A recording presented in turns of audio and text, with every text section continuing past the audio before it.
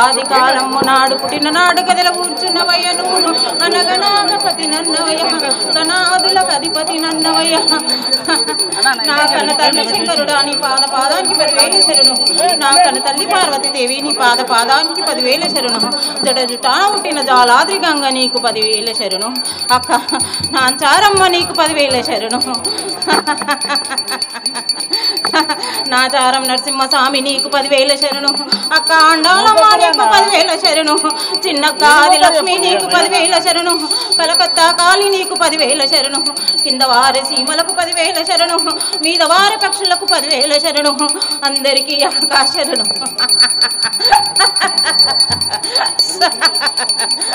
అమ్మా మీ యొక్క ఆజ్ఞ ప్రకారంగా పూజా కార్యక్రమాలన్నీ కూడా నిర్వహించడం జరుగుతుంది.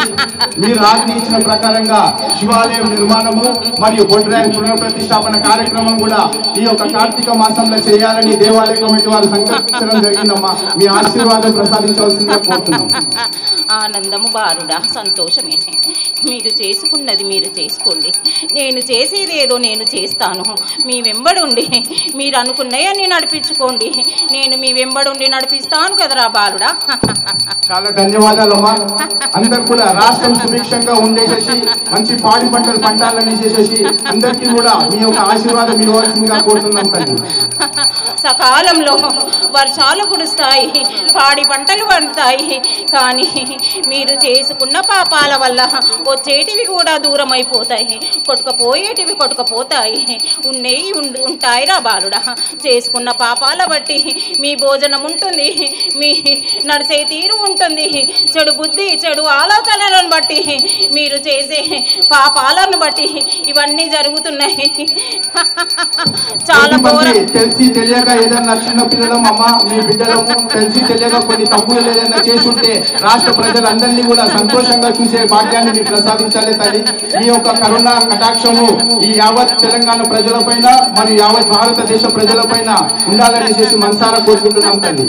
నన్ను తలుసుకున్నారు కాబట్టి ఈ గడ్డను నేను ఆనందంగా సంతోషంగా పాడి పంటలతోటి పిల్లా జల్లలతోటి వృద్ధులతోటి అందరితోటి ఆనందంగా ఉంచుతున్నాను కదా. కానీ మీరు చేసే పాపాలే చాలా ఎక్కువైపోతున్నాయి రా బాలుడా. భరించలేనంత బాధిస్తున్నారు మీరు, అయినా నేను కాపాడుకుంటూ వస్తున్నాను. పిల్ల జల్లలు అద్దు మీరి ప్రవర్తిస్తున్నారు.